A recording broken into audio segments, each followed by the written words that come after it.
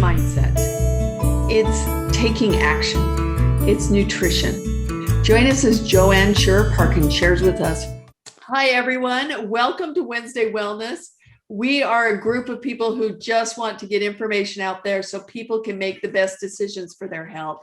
Tonight, we have a special guest. Her name's Joanne Shearer Parkin. And I'm going to let her introduce herself. But I met Joanne, oh my goodness, probably 4 or 5 years ago at this point, and just have loved getting to know her and her energy and her excitement for people and having good health. And so we'll go ahead and turn the time over to Joanne. Oh, thank you, Irene. I really appreciate you inviting me to be here tonight and talking to your group. I just love doing this. People are, they're passionate about their health and wellness and want to learn more about living healthy and well. So thank you. Joanne Shearer Parkin. I'm a registered dietitian, master's level nutritionist. I consider myself sort of semi-retired, you might say. I mean, retired from that work profession. I now have a secondary career, and that is with being in the health and wellness field, and still in health and wellness, but more on the, I would say the sales and marketing side of things. So excited to be here with all of you. But I know Irene wanted me to talk a little bit about anti-aging and longevity, and just kind of what I have done, and just, what have I done to stay healthy and well over the years. Next month I have a big birthday coming up. I'm going to be 72. So, the years, my husband has a great attitude about it, like, hey, when you have a birthday after age 70, man, you really celebrate because it's great, look forward to every year. But, I think my own journey with, longevity and being so healthy, and I'm super healthy. I have no serious health problems. I'm very physically active. I play a lot of pickleball. I just moved up to the next rank in my pickleball game. And my husband and my husband's 82, we're looking at now playing in pickleball tournaments in the 70 plus category, because we found out last year that, there's not a lot of competition. The competition really thins out after age 70. I mean, we were in the 70 plus tournament last March, right before the COVID shutdown and everything. And out of 530 participants in this tournament, there were only about 25 that were over the age of 70, and Jim and I were in that, over the 70 category. I think my health and longevity journey started back when I was a farm girl. I grew up on a farm in northern North Dakota. If you want to know what's really going to help test your immune system, is living in, like Siberia, But I grew up, I was a farm kid, right? I kicked off my shoes in the spring when I got out of school, and I ran around barefoot, and I ate dirt. And right, so I really, at an early age, I think that my farm upbringing helped to build my immune system very early on. But I did have little health issues when I was a kid. I did have frequent strep infections. Eventually got my tonsils out. That's when they took the tonsils out, right?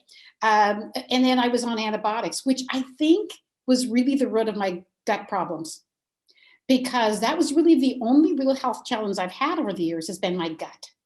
And so all kinds of digestive issues and gut issues. And, being a dietitian and being in the nutrition field was a really advantage for me, because I learned how to manage that with nutrition and with supplements in terms of my gut health problems, and also found a savvy gastroenterologist that could help me as well figure things out, figure out food sensitivities, what was growing in my gut that was not good, addressing all of those issues. So that all kind of helped me. But I would say, other than really my gut, I really would say that I've been really super, super healthy over the years. And I've just really, I think, being a nutrition dietitian, I've learned, how to eat right. You might say, well, what about your background? What about your genes, Joanne? Did that help you out? Is that helping you out? Is your good genetics really helping you with living so long and healthy? Well, I would say maybe a little bit. And here's something maybe that you didn't know. Maybe you do know this, but I'm going to ask everybody a question. And I want you to write down your answer, because this is really interesting about this debate about, how much does your genes influence your health and longevity and your disease risk, versus environment. How much is it? A lot of people think they're really doomed by their genes, right? And so I've got a question for you. And this is some data, because we really didn't have an answer to that question until recently. And Ancestry.com, I don't know how many of you know about that website. They did an analysis of 54 million public family trees at Ancestry.com, right? And they figured out they actually determined exactly what percentage of your genes actually determine your lifespan. Now I'm going to ask you a question. I'm going to give you 3 choices. I want you to write down your answer and see how close you come to this. So according to Ancestry.com, what percentage of your lifespan is determined by your genes? Okay, so A, is it 7%? B, is it 15%? And C, is it 28%? Think about that. Write your answer down. Is it A, 7%, B, 15%, or C, 28%? Okay, you got your answer written down? All right, drum roll. What's the answer?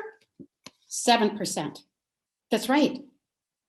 7% of a person's lifespan and longevity is actually determined by your genes. And this was data published in 2018. Previously, they thought it was 20 to 30%. Isn't that interesting? So, we're talking about lifespan. There's also something called health span. So the health span is the number of years spent in good health, free of chronic disease and disabilities of aging. Now, what do you think your health span is in years versus lifespan? Well, we know the lifespan in the United States is an average of 79.3 years. That's lifespan, is how many years you live. But how many years do you think in the United States that we live healthy without disease or disability? What do you think it is? Take a guess. Do you think it's 60? Do you think it's 62? Do you think it's 65? Do you think it's 70? What do you think? Okay, so CEO Irene says 45. It's actually 63 years. 63. So when you think about that, if your health span is 63, but your lifespan 79, do you realize that's a lot of years that we live with illness and disability? Really. So what can we do about that? And what can we do to live healthier and longer? And I can tell you, I know what I've been doing all these years. And the first thing that I want to say to people is this, is you can't wait till you're my age, right? And this is what you want to tell anybody on here. You have children, grandchildren, you want to tell them, hey, don't wait until you're 70. Don't wait till you're 65. Don't wait till you're 55 to start thinking about anti-aging. You have to start thinking about anti-aging when you're in your 20s, right? Because it is really over your lifetime that you really age. Aging starts when you're actually, when you're very young, actually. I remember when I was working as a head dietitian at the Avera Heart Hospital in South Dakota, is that I learned that they had done autopsies of veterans who had died during the Korean War. And they found out that these young men, still literally just teenagers, 18, 19, 20 years old, they were finding that they already had fatty streaks in their arteries. They already had the beginnings of coronary artery disease, even at that young age. So we know that, that chronic diseases start young.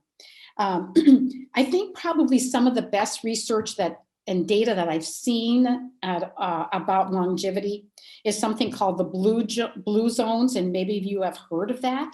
And that is where a couple of scientists, Michael Pollan is the one who's really famous for this, where they have actually researched pockets of people around the world with the highest life expectancy and looked at what is it about these longevity cultures.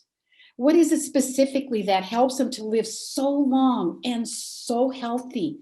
Is it their genes? No, we know now. Don't we know now, just from the data from Ancestry.com, right? 54 million family genes, family trees they've analyzed and said, no, really, it's only 7% of your genes. So we can learn so much from these longevity cultures about how to live a long, healthy life. And some of the regions of the world that they've studied were in Sardinia in Italy, Icaria in Greece, Nicara Peninsula in Costa Rica, Loma Linda, California, Seventh-day Adventist, Okinawa, Japan. And what they found are some very key lifestyle factors that contributed to their longevity. And, I really relate to this because I think these are factors, and this is the way that I believe that I have lived my life. I really relate to these longevity people, these longevity cultures. Number one is move naturally. I mean, they don't go to gyms. Their environment is very conducive to physical activity, right? I mean, right, in my community, I relate to that because when we moved into this retirement community, everybody had a golf cart. And I looked around and I could tell that the BMI, the body mass index of people riding golf carts, was a little higher than those that were riding bicycles. So guess what we did? We bought bicycles. So I get around my community, I either walk or I ride my bike. The second was that they have a sense of purpose. Why do I wake up every morning? What gives me purpose in my life? This is what I love about LifeVantage and being in LifeVantage. Life Vantage gives me great purpose in my life and why I'm here and why I'm talking to all of you. They have routines that decrease stress. Okay, decreasing stress. We all say, managing your stress is really one of the keys to longevity. But this is how the longevity cultures, this is how they manage their stress. They remember their ancestors. They're very much about thinking about how their parents and grandparents lived in fond memories of ancestors. They pray. That's the Adventists. The Icarians, they take naps. And the Sardians have happy hour. I'm like, hey, I think I do all of those. Yes, okay, secrets to longevity, right? Pretty simple stuff, right? Some things that we can all implement in our life. And then they have the 80% rule. That is, stop eating when you're 80% full and eating the smallest meal early in the evening and stop eating before you're full. In other words, don't overeat. Simple thing. And stop eating early. And this is another key to their finding with longevity. And that is fasting for 12 hours overnight, which works with your circadian rhythm. Simple things that you can do to live health, not just longer, but just to live healthier as well. And they have a plant slant on their diet. They eat, they have a very heavy plant-based diet. Most of these cultures do eat meat and, meat products, but they load up their diet more with plant foods. The wine is in some of these cultures, a couple of them, they drink 1 to 2 glasses of wine a day, mainly red wine with meals. And then meals are not hurried and rushed. They're eaten slowly and with friends and family. And then number 7 is that they belong and they have faith.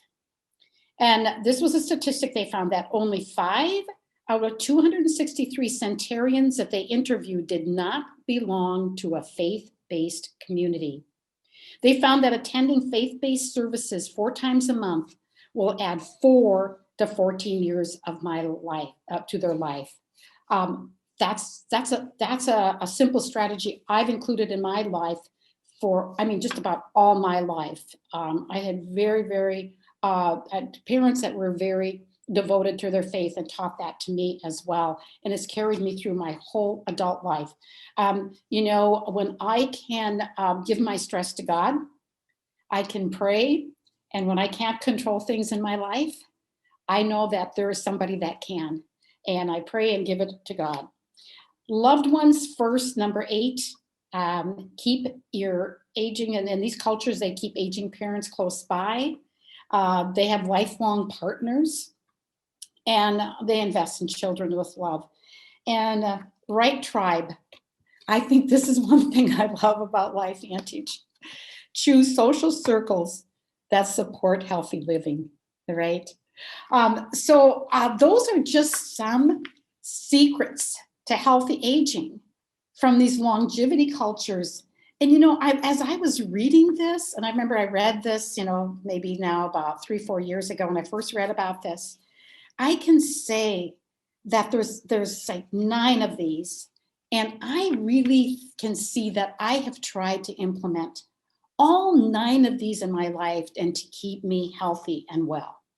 And one thing that's not on this list that I really think has helped me tremendously is like 10 years ago, I was introduced to Nerve2 activation by a cardiologist that I was working with at the Avera Heart Hospital in Sioux Falls, South Dakota.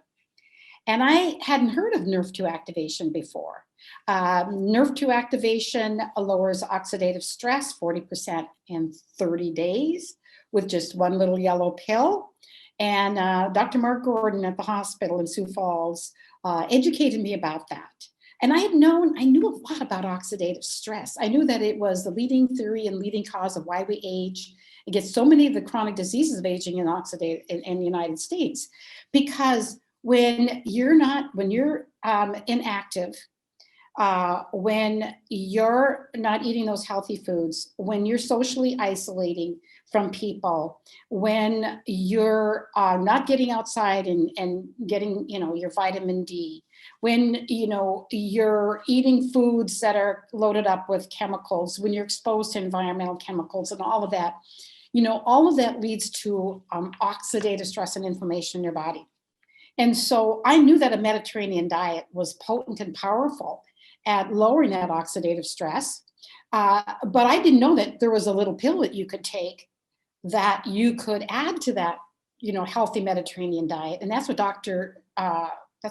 Mark Gordon told me about, was the Protandim Nerve2 little yellow pill.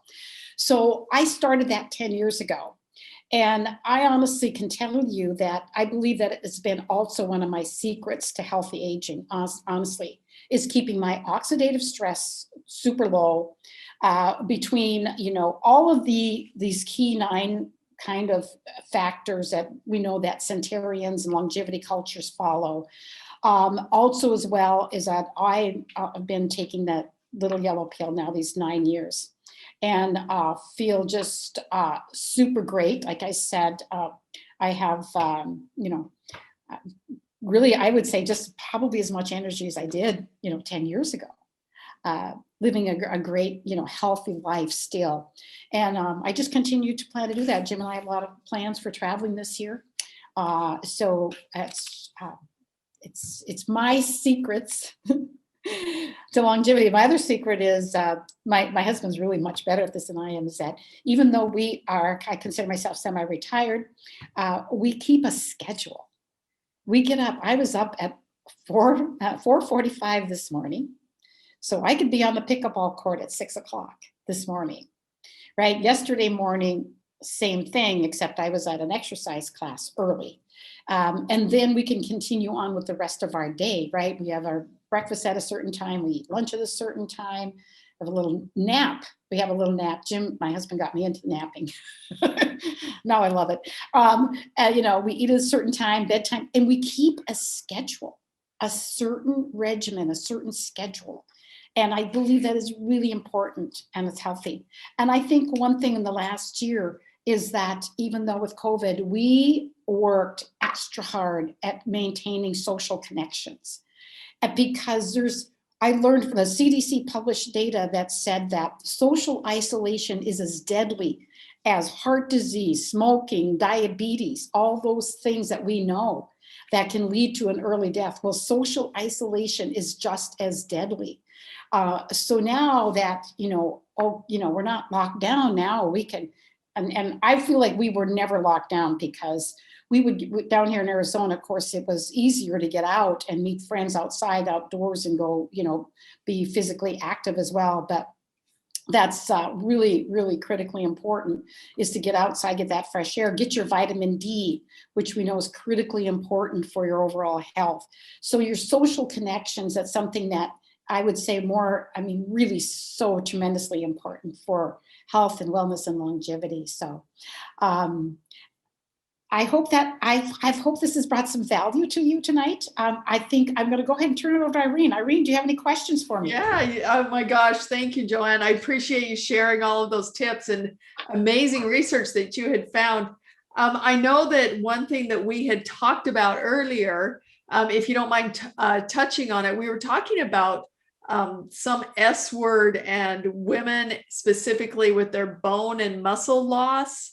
Yes, sarcopenia. Yes. Yes. Oh, yes. Okay. Right. So sarcopenia is a muscle wasting disease that affects 30% of people over the age of 60. And what it is that it's a loss of muscle mass as you age, and I call it the dwindles. And frailty is another word for it, because we think that people fall and they break a bone. They'll say, well, they've got brittle bones and osteoporosis, and they fall. But so much of the time, reason why they fall is because they lose their lean body mass.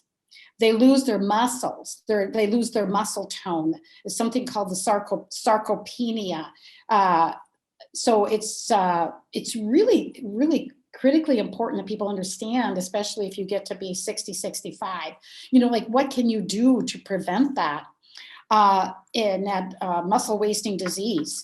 So I can tell you what I do, and I know what I know from the research of what you need to do is that you need to really pay more attention to the amount of protein in your diet as you get older.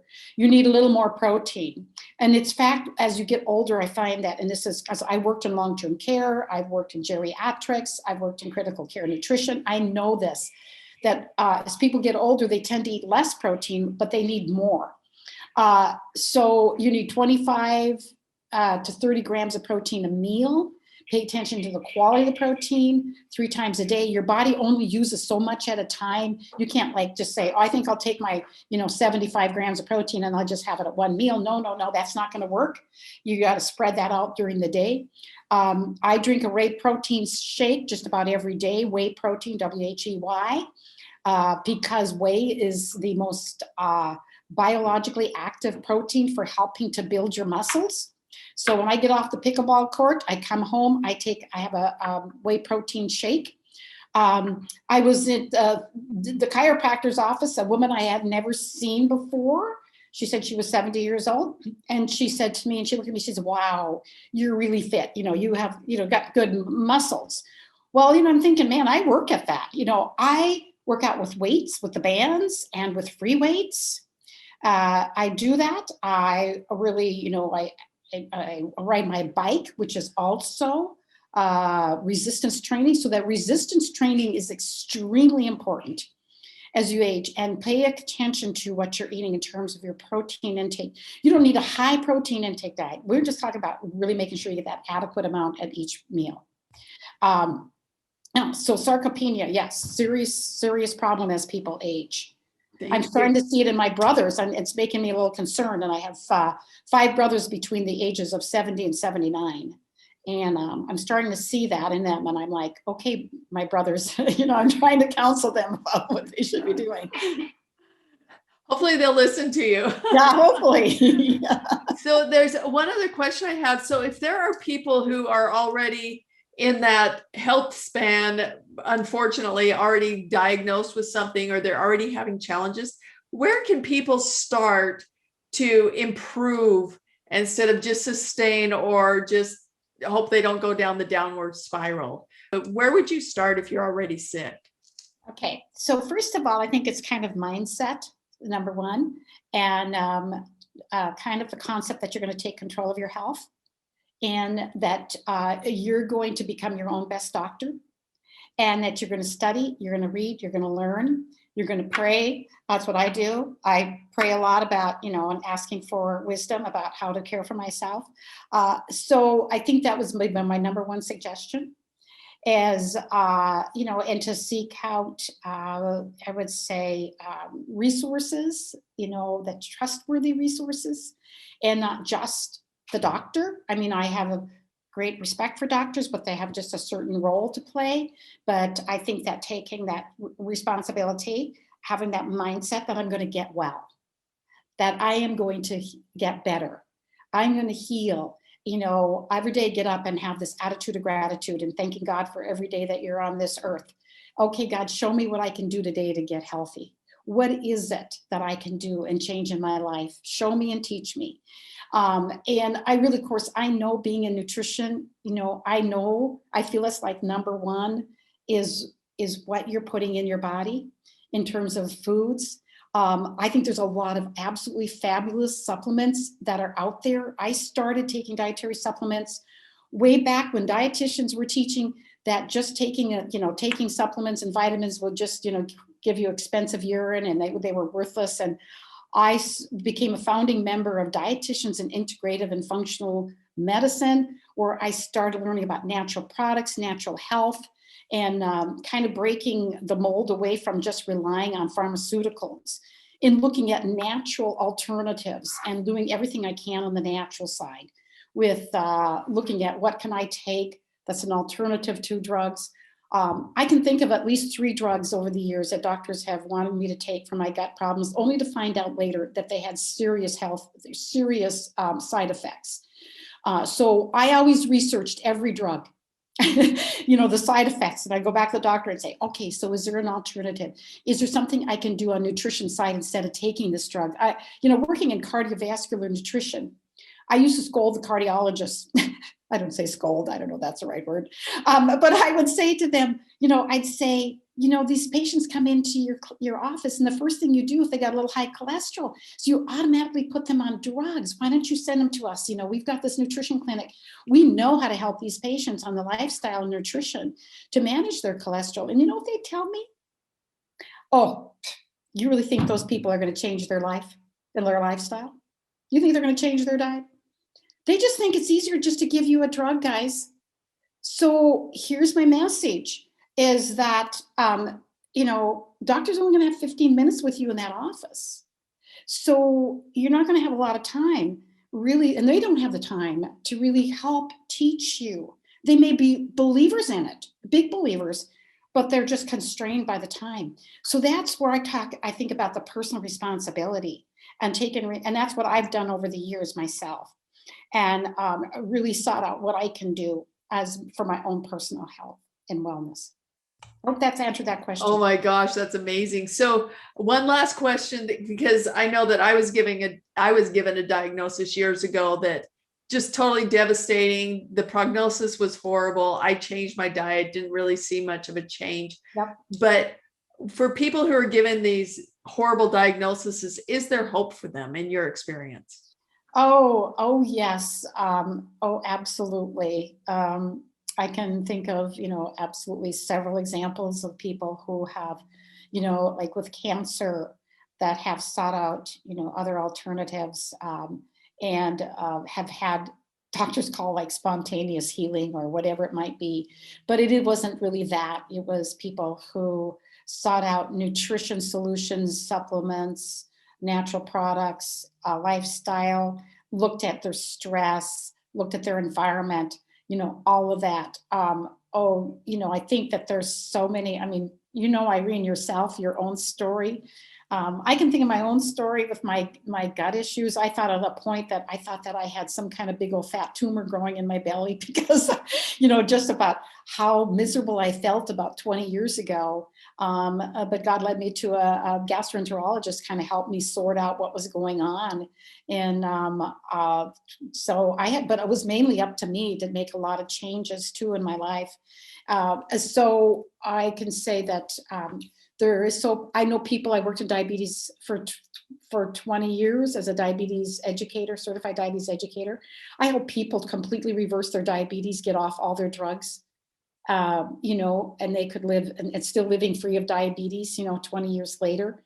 So there's ways, and I mean, even like heart disease. Oh, I can think of so many patients. I remember one gentleman, my first patient I saw one of the first I saw at the heart hospital, he was in his 50s.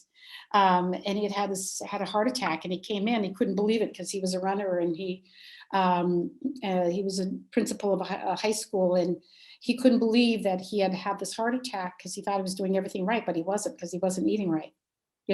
He wasn't eating the right foods. Totally, completely changed his diet and has been free of, he's never had another incident of heart disease in 20 years. So, there's so many things people can do.